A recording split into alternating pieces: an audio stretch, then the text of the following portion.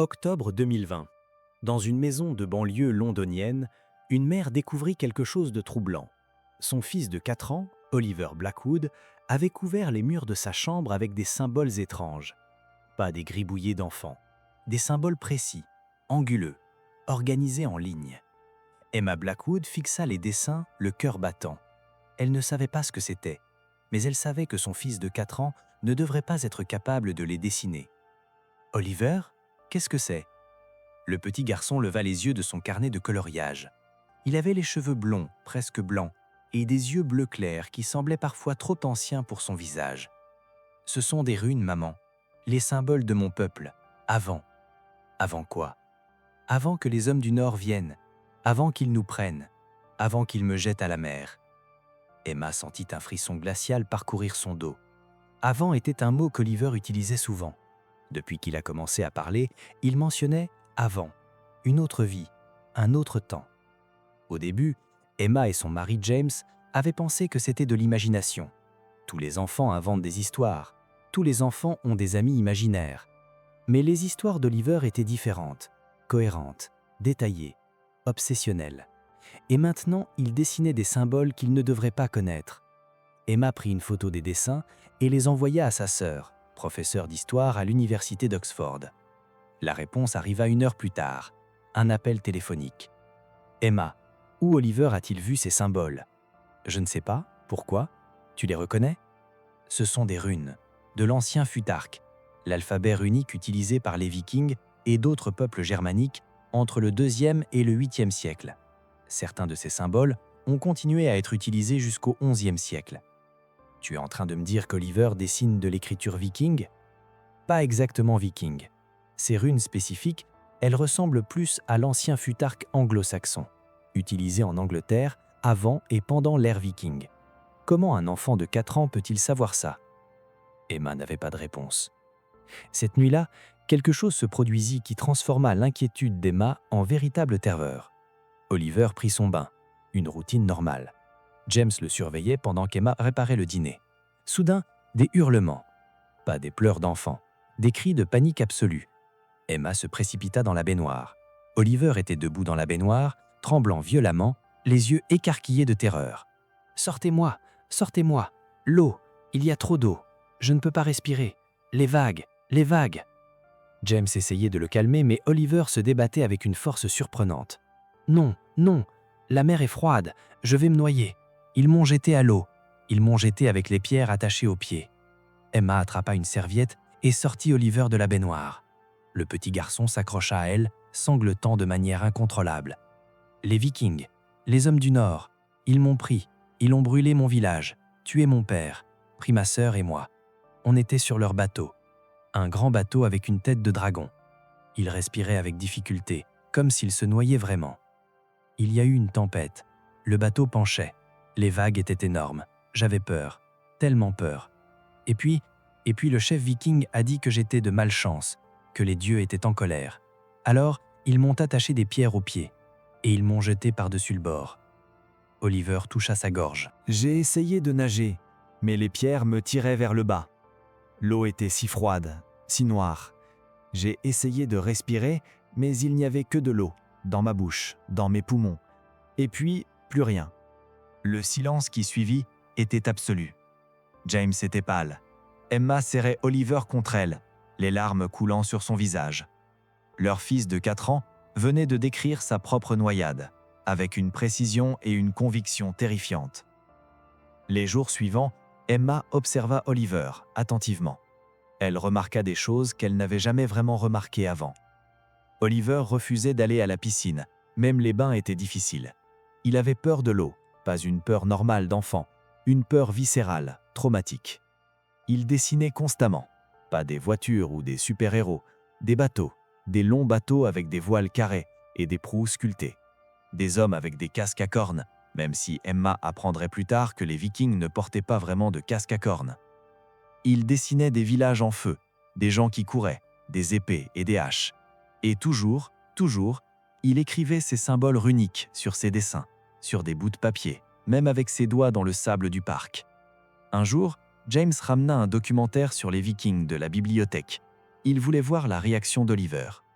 Dès que le documentaire commença, Oliver se figea. Ses yeux étaient rivés à l'écran. « C'est eux », murmura-t-il. « Les hommes du Nord, leurs bateaux, leurs armes. » Le documentaire montrait une reconstitution d'un raid viking, des guerriers débarquant sur une plage, attaquant un village côtier, prenant des prisonniers. Oliver commença à trembler. « C'est comme ça, exactement comme ça. Ils sont arrivés le matin, on ne les a pas vus venir. Leur bateau était rapide, silencieux. Et puis soudain, ils étaient là, partout. » Il toucha l'écran. « Cet homme, avec la grande hache, c'est lui qui a tué mon père. Je m'en souviens, mon père essayait de nous protéger, mais il était fermier, pas guerrier. L'homme à la hache l'a frappé, une fois. Mon père est tombé et il n'est plus jamais relevé. » Emma dut éteindre la télévision. C'était trop réel, trop douloureux. « Mon chéri, comment tu sais tout ça ? » ?»« Je te l'ai dit, maman, je m'en souviens, d'avant, quand j'étais... » Il fronça les sourcils, cherchant dans sa mémoire. « Je ne me souviens pas de mon nom, mais je vivais près de la mer, dans un endroit avec des cliffs blanches et des champs verts. Il y avait un monastère pas loin. Les moines priaient tout le temps. » Emma chercha sur Internet. Cliffs blanches, monastère, raid viking, Angleterre. Elle tomba sur quelque chose. Les falaises de Douvres, la côte sud de l'Angleterre. Au IXe siècle, cette région avait été constamment attaquée par les Vikings. Des monastères pillés, des villages détruits, des populations entières capturées et vendues comme esclaves. Emma continua à chercher. Elle découvrait des choses qu'elle ne savait pas. Que les Vikings ne se contentaient pas de piller, ils prenaient des esclaves, des milliers d'esclaves, hommes, femmes, enfants, capturés lors de raids et vendus dans toute l'Europe et même jusqu'au Moyen-Orient. Les esclaves vikings étaient appelés « thralls ». Ils étaient considérés comme de la propriété, sans droit, sans protection. Et parfois, quand les dieux semblaient en colère, quand il y avait une tempête, une maladie, un échec militaire, les Vikings pratiquaient des sacrifices, y compris des sacrifices humains, des esclaves jetés à la mer pour apaiser les dieux de l'océan. Exactement ce qu'Oliver avait décrit. Emma décida de faire quelque chose qu'elle n'avait jamais imaginé faire. Elle contacta un expert en histoire viking, le docteur Erik Svensson, professeur d'archéologie scandinave à l'université de Cambridge. Elle lui envoya un email expliquant la situation, sachant qu'elle passerait probablement pour folle.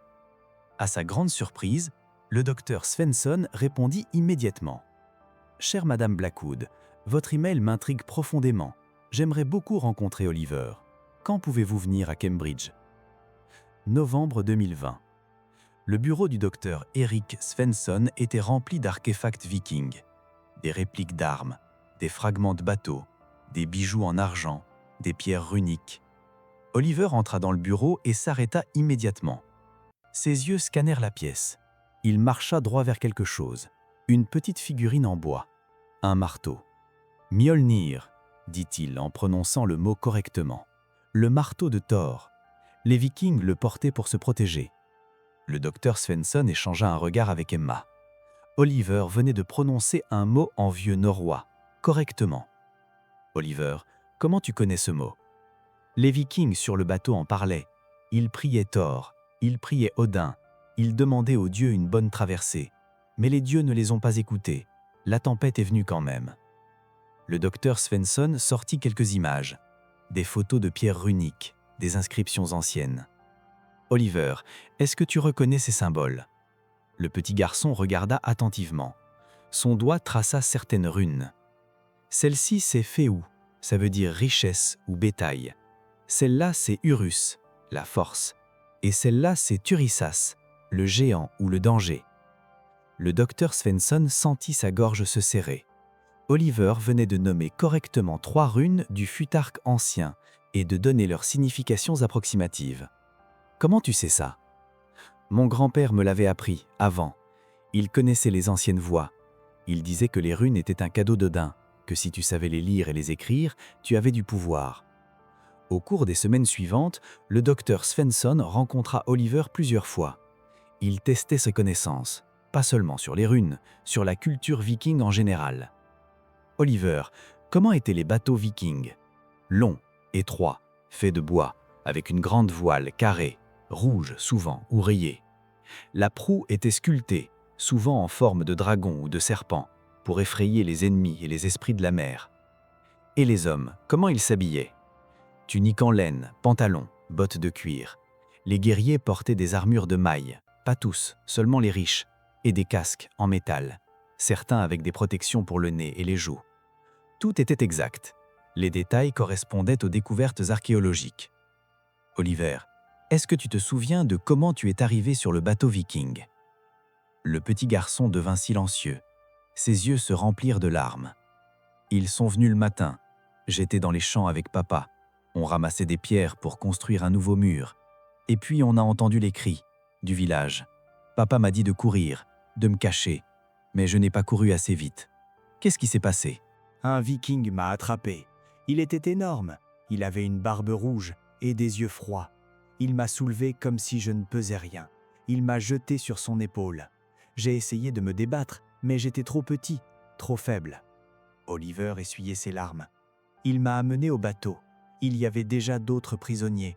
Ma sœur était là. Elle pleurait. Elle avait 6 ans. Elle s'appelait... Il ferma les yeux, concentré. Je ne me souviens plus, mais elle avait des cheveux bruns, comme maman, et elle avait peur, tellement peur. Qu'est-ce qui lui est arrivé? Je ne sais pas. On nous a séparés quand on est arrivé en Norvège, ou peut-être au Danemark. Je ne sais pas où exactement. Ils l'ont emmené dans une direction, moi dans une autre. Je ne l'ai plus jamais revu. Le docteur Svensson prenait des notes frénétiquement. La séparation des familles. C'était documenté. Les Vikings séparaient souvent les esclaves de leur famille pour éviter les révoltes et faciliter la vente. Combien de temps tu es resté esclave? Je ne sais pas. Peut-être 1 an, peut-être moins. Le temps n'avait pas beaucoup de sens. On travaillait tout le temps, dans les champs, dans les maisons.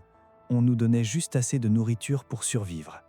Et puis, le chef viking a décidé de faire un autre raid, en Écosse, je crois, ou en Irlande, quelque part au nord.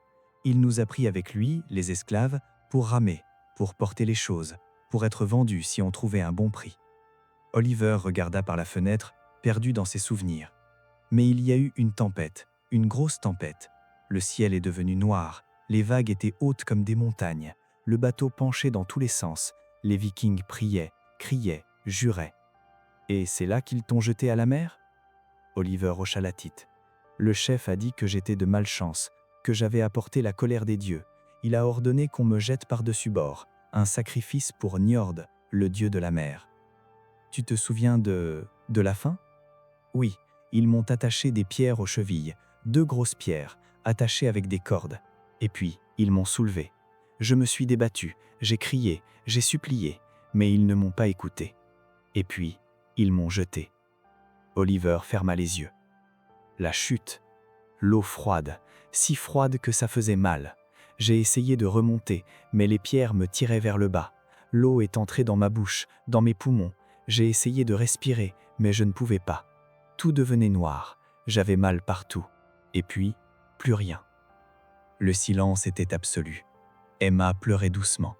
Le docteur Svensson, cet homme qui avait passé sa vie à étudier froidement les Vikings, se retrouvait confronté à un témoignage vivant. Un enfant de 4 ans qui décrivait sa propre noyade il y a plus de 1000 ans. Oliver, est-ce que tu te souviens de ton âge quand tu étais cet autre garçon? 8 ans. J'avais 8 ans quand ils m'ont pris. Peut-être 9 quand je suis mort. Je ne suis pas sûr. Le docteur Svensson vérifiait ses références historiques. Les raids vikings sur la côte anglaise avaient été particulièrement intenses entre 793 et 1066. Le pic se situait au IXe siècle vers les années 880-880. Oliver, est-ce que tu te souviens de l'année ou d'un événement important? Le petit garçon secoua la tête. Non, on ne comptait pas les années comme maintenant. Mais je me souviens que les moines parlaient d'un grand roi, Alfred, je crois. Il se battait contre les Vikings. Il gagnait parfois. Le docteur Svensson sentit un frisson le parcourir. Alfred le Grand, roi de Wessex. Il avait régné de 871 à 899 et avait effectivement battu les Vikings avec un certain succès. Si Oliver disait la vérité, s'il avait vraiment vécu à cette époque, il serait mort vers 882-880. Plus de 1140 ans auparavant. Décembre 2020. Le docteur Svensson proposa quelque chose d'inhabituel. Il y a un musée en Norvège, le musée des navires vikings d'Oslo. Ils ont 3 navires vikings parfaitement préservés, trouvés dans des tumulus funéraires. Si Oliver y allait, peut-être qu'il reconnaîtrait quelque chose. Emma et James hésitèrent. Un voyage en Norvège en pleine pandémie, avec un enfant de 4 ans qui avait des traumatismes liés à l'eau et aux vikings. Mais Oliver voulait y aller. « Je veux voir les bateaux, je veux me souvenir. » Janvier 2021, la famille Blackwood arriva à Oslo. Le docteur Svensson les accompagnait, ainsi qu'une collègue norvégienne, le docteur Ingrid Larsen, spécialiste des navires vikings. Le musée était presque vide à cause des restrictions Covid. Ils avaient arrangé une visite privée.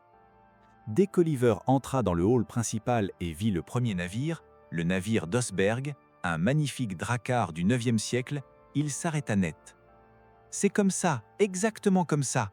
Il s'approcha lentement, comme hypnotisé. Il toucha délicatement la coque. Le bois, l'odeur, la forme, c'est le même type de bateau. Le docteur Larsen l'observait attentivement. « Oliver, est-ce que tu reconnais ce bateau spécifiquement ?»« Non, mais c'est le même style, le même design. Le bateau où j'étais était peut-être un peu plus petit, moins décoré, mais la forme était la même. » Il marcha autour du navire, examinant chaque détail. « Ici, c'est là que les rameurs s'asseyaient. On était une trentaine, tous ensemble, à ramer, pendant des heures, des jours. Les mains nous faisaient mal, le dos nous faisait mal, mais si on s'arrêtait, on était frappé. » Il pointa vers la proue. « La tête de dragon.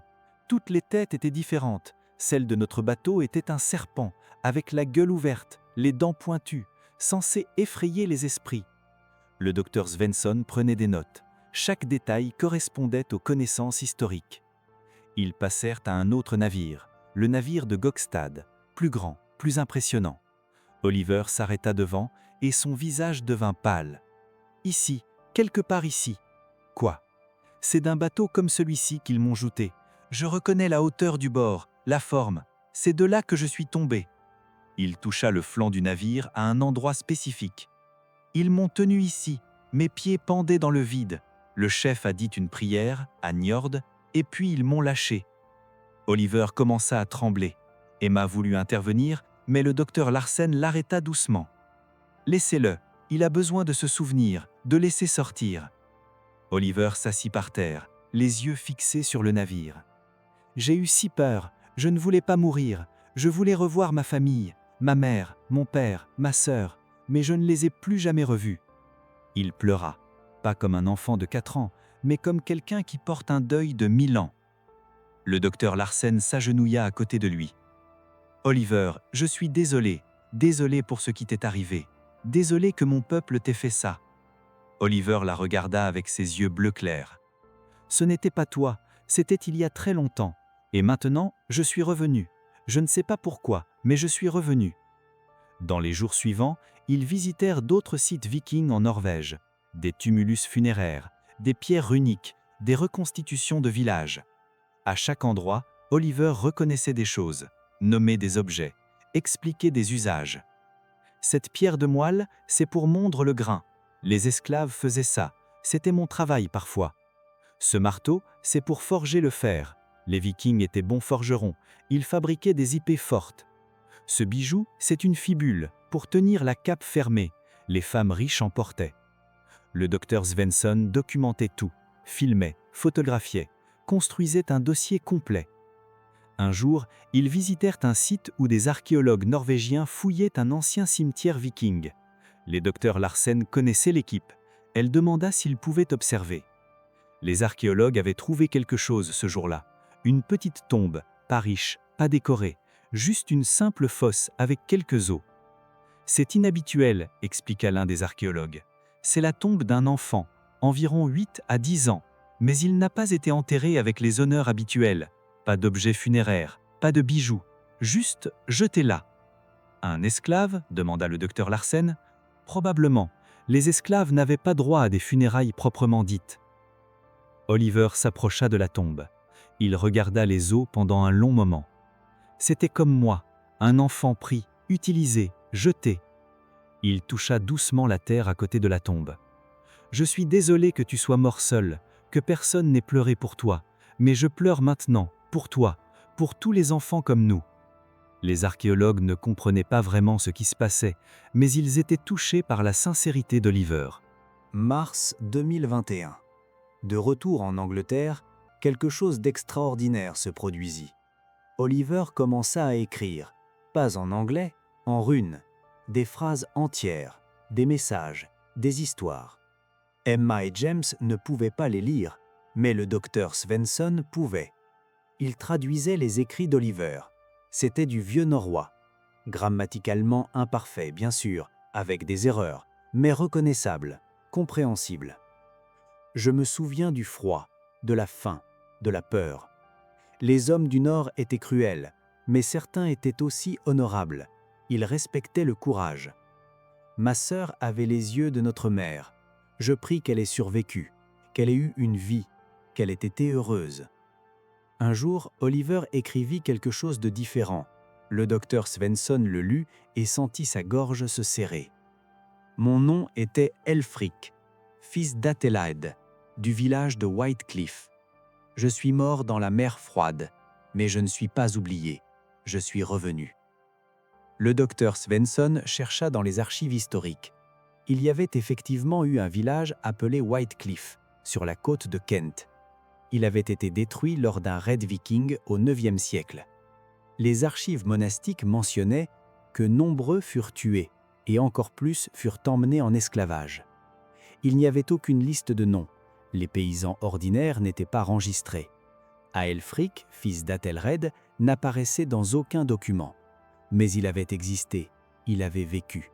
Il était mort jeune, terrifié, seul dans l'océan froid. Et maintenant, plus de 1000 ans plus tard, il racontait son histoire à travers un petit garçon londonien de 4 ans. Le cas d'Oliver attira l'attention internationale. Des chercheurs en réincarnation, des historiens vikings, des psychologues. Certains étaient sceptiques, d'autres fascinés. Mais personne ne pouvait expliquer comment Oliver savait ce qu'il savait. Les runes, le vieux norrois, les détails de la vie d'esclaves vikings, les descriptions précises des navires, des armes, de la culture. À 5 ans, Oliver lisait et écrivait les runes mieux que la plupart des experts. À 6 ans, il pouvait tenir une conversation basique en vieux norrois. Contrairement à d'autres cas de réincarnation, les souvenirs d'Oliver ne s'estompaient pas, ils s'approfondissaient. C'est comme si, expliquait Emma, Aelfric attendait depuis 1000 ans de pouvoir parler. Et maintenant qu'il a trouvé Oliver, il ne veut plus se taire. Oliver développa une obsession pour l'eau. Pas de peur, pas après le voyage en Norvège, mais une fascination. « Je dois apprendre à nager », disait-il. Aelfric ne savait pas nager, c'est pour ça qu'il est mort. Mais moi, je vais apprendre, pour lui, pour que si jamais on retourne à la mer, on ne mourra pas cette fois. À 7 ans, Oliver était un excellent nageur. Il disait que c'était son cadeau à Aelfric. Maintenant, on sait nager. Si on est jeté à l'eau, on survivra. Décembre 2024. Oliver a maintenant 8 ans. L'âge qu'avait Aelfric quand il a été capturé. C'est une année difficile. Les souvenirs sont plus intenses, plus douloureux. Comme si Oliver revivait le trauma. Mais il refuse de les laisser partir. Aelfric mérite d'être souvenu. Tous les enfants esclaves méritent d'être souvenus. Ils n'avaient pas de nom dans les livres d'histoire, mais ils avaient des vies, des familles, des rêves. Le docteur Svensson et le docteur Larsen ont organisé une exposition spéciale. Les voix oubliées de l'ère viking, les esclaves qui n'ont jamais été nommés. L'exposition présente des découvertes archéologiques sur la vie des esclaves vikings, les chaînes, les tombes sans nom, les os qui racontent des histoires de travail dur et de morts prématurées. Et au centre de l'exposition, il y a une section dédiée à Oliver et Aelfric. Les runes qu'Oliver a écrites, ses dessins de bateaux vikings, ses témoignages enregistrés. Nous ne prétendons pas prouver la réincarnation, dit le docteur Svensson dans l'introduction. Mais nous ne pouvons pas ignorer ce que Oliver nous a appris. Grâce à lui, nous comprenons mieux la souffrance des esclaves vikings, leur humanité, leur résistance. Des milliers de visiteurs viennent voir l'exposition. Beaucoup sont émus aux larmes. « Je n'avais jamais pensé aux esclaves », dit l'une d'elles. « On parle toujours des guerriers vikings, de leur courage, de leurs exploits. Mais on oublie qu'ils ont détruit des vies, pris des enfants, causé une souffrance inimaginable. » Oliver visite souvent l'exposition. Il se tient devant les photos des tombes d'esclaves, les os anonymes. « Bonjour », murmure-t-il. « Je suis Aelfric. Enfin, j'étais Aelfric. Maintenant, je suis Oliver. C'est compliqué. » Il sourit tristement. « Mais je voulais que vous sachiez, vous n'êtes pas oubliés. Plus maintenant. Vos histoires sont racontées. Vos vies sont reconnues. » Oliver veut devenir historien, comme le docteur Svensson, mais pas pour étudier les rois et les guerriers. « Je veux étudier les gens ordinaires, les paysans, les esclaves, les enfants, ceux dont personne ne parle dans les livres, parce qu'ils méritent d'être souvenus. » Emma et James ont appris à vivre avec la dualité d'Oliver, leur fils, et l'âme d'Aelfric qui vit en lui. « Parfois, dit James, je regarde Oliver et je me demande qui je vois. Mon fils de 8 ans qui aime les jeux vidéo et le football, ou Aelfric, le garçon anglo-saxon mort il y a 1000 ans. »« Les deux, répond Emma. Il est les deux, et c'est ce qui le rend spécial. » Le docteur Svensson a publié un livre, Aelfric et Oliver, quand le passé refuse de mourir. Le livre explore le cas d'Oliver, les preuves, les mystères, les questions sans réponse. Peut-être que la réincarnation existe, peut-être que la conscience survit d'une manière que nous ne comprenons pas, ou peut-être qu'Oliver a accédé à des informations par un moyen que la science n'a pas encore découvert. Mais quelle que soit l'explication, une chose est certaine. Grâce à Oliver, Aelfric vit encore, et tous les enfants esclaves de l'ère viking, dont les noms ont été perdus, ont trouvé une voie. L'histoire d'Oliver et Aelfric pose des questions vertigineuses. Comment un enfant de 4 ans peut-il connaître une langue morte? Comment peut-il écrire des runes qu'il n'a jamais apprises? Comment peut-il décrire avec précision la vie d'un esclave viking il y a plus de 1000 ans? La science n'a pas de réponse. Mais ce que nous savons, c'est qu'Oliver a changé notre compréhension de l'ère viking. Grâce à lui, nous voyons maintenant les Vikings non seulement comme des guerriers et des explorateurs, mais aussi comme des oppresseurs, des marchands d'esclaves, des destructeurs de vie. Et surtout, nous voyons les victimes, les Aelfric, les enfants sans nom qui ont été arrachés à leur famille, qui ont travaillé jusqu'à l'épuisement, qui sont morts loin de chez eux. Leur histoire est maintenant racontée, leur souffrance est reconnue, leur humanité est célébrée. À travers Oliver, à travers Aelfric, le garçon qui a traversé 1000 ans pour dire « Je suis mort dans la mer froide, terrifié, seul, mais je ne suis pas oublié. Mon nom était Aelfric, j'ai existé, je comptais. » Oliver grandit, Aelfric veille.